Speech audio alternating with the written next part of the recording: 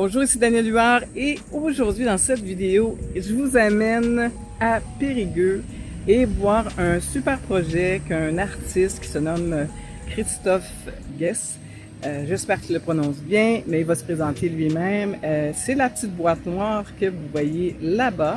C'est une grosse boîte, c'est pas une petite. D'ici, elle a l'air très petite. Alors, j'ai la chance d'avoir l'artiste avec moi. Et on va faire une petite entrevue, il va nous expliquer qu'est-ce que c'est et on se voit dans la prochaine partie qui est la présentation de Christophe et son projet de boîte noire. C'est comme un ancien, vous savez ce que j'aime beaucoup la photographie et ça c'est vraiment qu'est-ce qui se passait dans l'ancien temps, des façons de photographier, il a recréé ça. Énorme et c'est assez fantastique. Il a fait ça avec un architecte. Il va nous parler de tout ça. Alors on se voit de l'autre côté.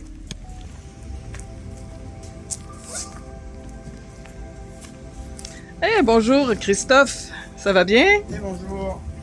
Hey, c'est super ton projet. J'aimerais ça que tu nous l'expliques un peu plus pour démystifier tout ça. Oui, en fait ici on est devant ce que j'ai appelé une machine à regarder la ville. Et donc son titre officiel c'est le Grand Observatoire. Donc en fait c'est une machine qui permet d'observer le paysage ici de Périgueux, puisque la caméra Obscura est installée sur un point de vue panoramique qui donne sur Périgueux. Et donc en fait moi en tant que photographe, je travaille depuis à peu près 1995. C'est quand je suis sorti de l'école et à ce moment-là, j'avais déjà un intérêt particulier pour la ville et la ville qui se construit, qui se reconstruit sur elle-même et qui évolue. Et depuis, cet intérêt pour l'aménagement et l'urbanisme m'a jamais quitté. Et donc en fait, quand j'ai commencé à travailler en photo, je faisais de la photo argentique dans les années jusqu'à 2000. La photo numérique est arrivée avec tout ce que ça peut apporter de confort, mais aussi de volume d'image. Et en fait,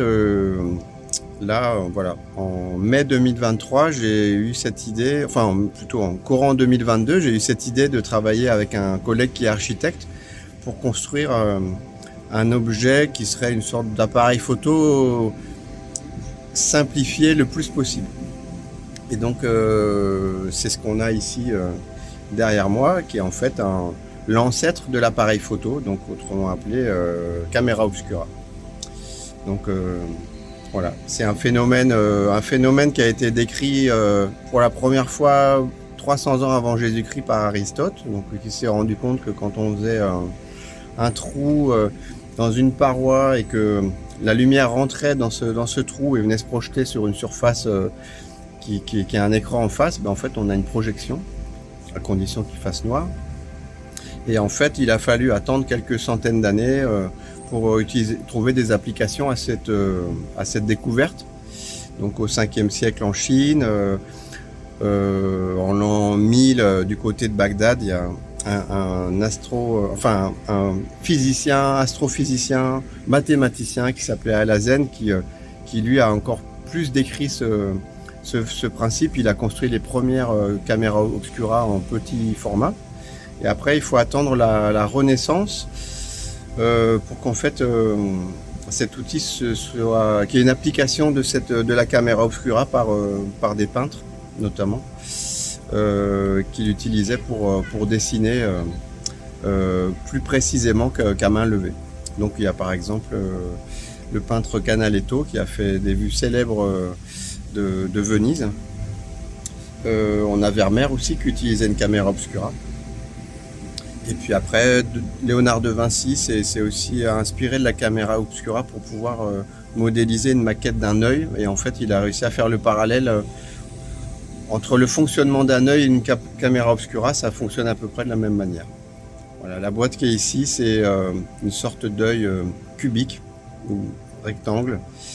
D'un côté rentre de la lumière par un petit trou et il y a une image qui vient se former sur un écran. On va dire que le petit trou c'est la pupille et l'écran c'est la rétine si on fait le parallèle avec l'œil. Et ici La pupille, c'est un trou de à peu près 5 cm de diamètre. On a une lentille très rudimentaire qui est un verre de lunettes à peu près équivalent à mes lunettes de vue. Et l'image qui est formée, elle fait 2,50 m par 2,50 m. Donc voilà, pas d'électricité et l'image qui se forme, vous aurez la possibilité de voir avec vos propres yeux, l'image est à l'envers. Puisque contrairement à l'œil, la caméra obscura, elle n'est pas connectée à un cerveau et l'œil et le cerveau remet l'image à l'endroit. On a une vue sur ce beau panorama de Périgueux. Il faut savoir que cette caméra obscura,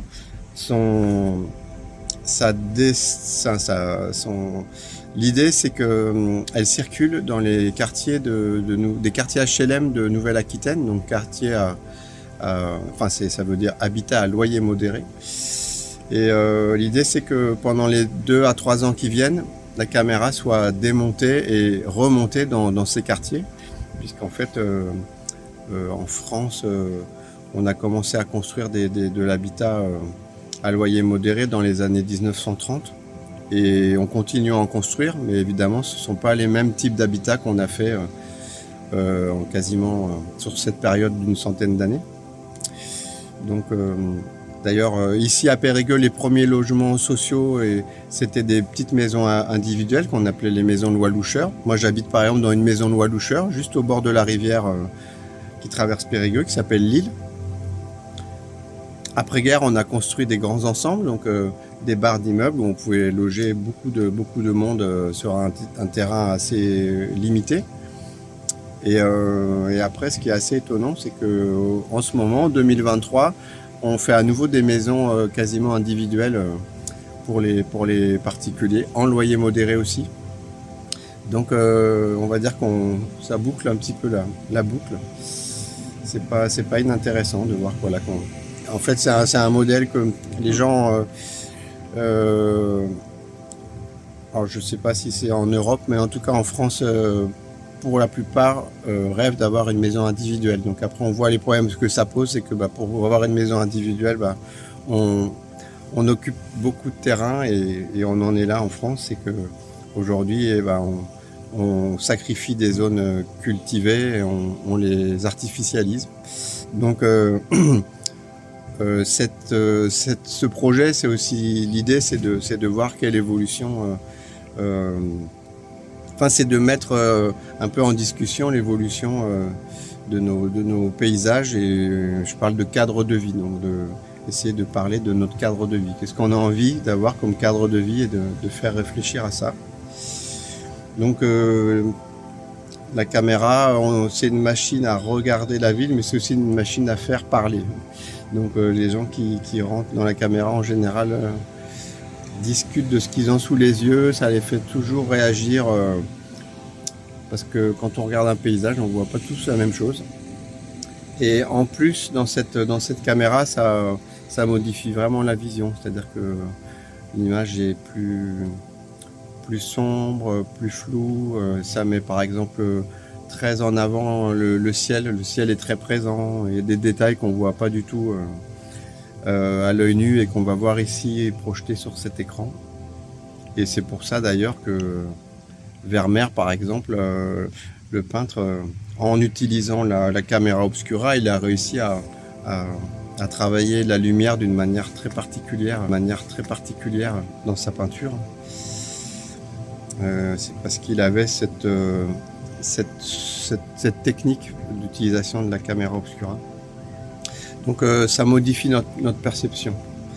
Donc voilà, c'est moi en tant que photographe, depuis que je fais de la photo, je dis que je m'intéresse à la ville de tous les jours. Donc c'est un peu à ce qu'on a sous les yeux et qu'on ignore parfois ou qu'on oublie de regarder. Et là, l'idée, c'est de justement proposer ça, de prendre le temps d'observer. Ça s'appelle le Grand Observatoire. C'est voilà, observons ce qu'on a autour de nous et puis essayons de comprendre. On va aller voir. Tu vas nous faire une petite démonstration. Puis merci pour ta belle histoire. C'est fantastique. J'ai hâte de voir ça.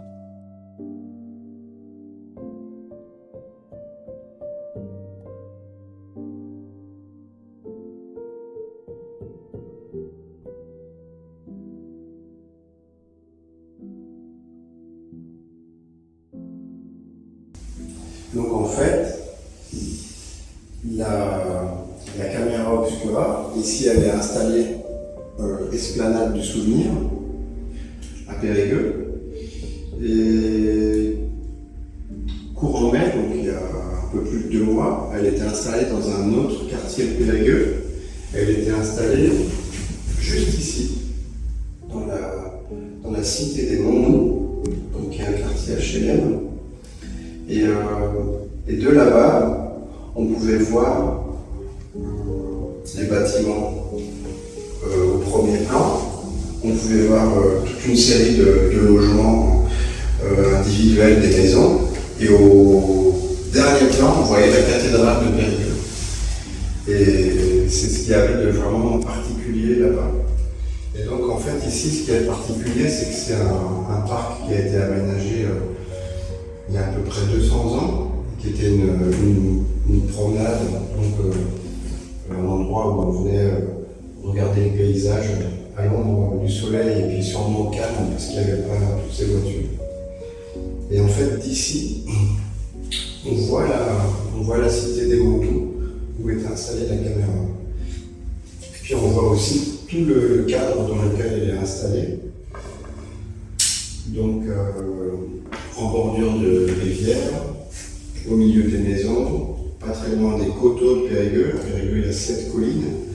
Les collines ne sont jamais très loin de tout ce soit à Périgueux. On est dans une boîte vide. On a un trou dans un mur et un écran en face. Et il n'y a aucune technologie particulière qui permet la formation de cette image. Donc c'est ça qui est assez magique. Imaginons que le trou soit beaucoup plus gros et fasse la taille d'une fenêtre. Ici on pourrait se voir et on verrait l'intérieur de la caméra obscura qui est noire. Alors que là, avec ce tout petit trou qui laisse rentrer finalement assez peu de lumière, on a l'extérieur et un paysage qui est la cité des Monts dont je parlais. Elle doit être à 1 kilomètre à vol d'oiseau d'ici, et elle rentre dans cette caméra et elle se projette sur ce mur.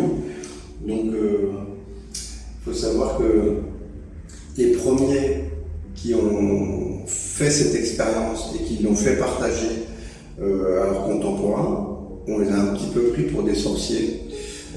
Et c'était assez inquiétant à l'époque. La photo n'existait pas. Les seules images qui existaient, c'était la peinture et les images religieuses. Donc là, tout d'un coup, avoir une image comme celle-ci où on est un peu entre... le cinéma n'existait pas à la Renaissance, la photographie n'existait pas, et on a une image qui est en même temps cinématographique, puisqu'elle est animée, et en même temps photographique, parce que c'est un cadre dans le paysage. L'autre application après de la caméra obscura, c'est que dans le courant du 19e siècle, après avoir utilisé la caméra pour peindre le mieux possible, et puis il y a eu des applications aussi pour l'astronomie, pour cartographier le ciel. C'est du côté de la photographie qu'il y a eu des recherches pour pouvoir trouver un produit qui allait pouvoir fixer cette image, donc trouver un produit photosensible. Donc ça, il a fallu attendre le 19e siècle. Et en Angleterre, Henry Fox Talbot et d'autres, en France, Nicéphore Niepce, le plus connu, a réussi à concrétiser et à trouver un procédé qu'on appelait héliographique et qui permettait de fixer une image. Donc, la première image connue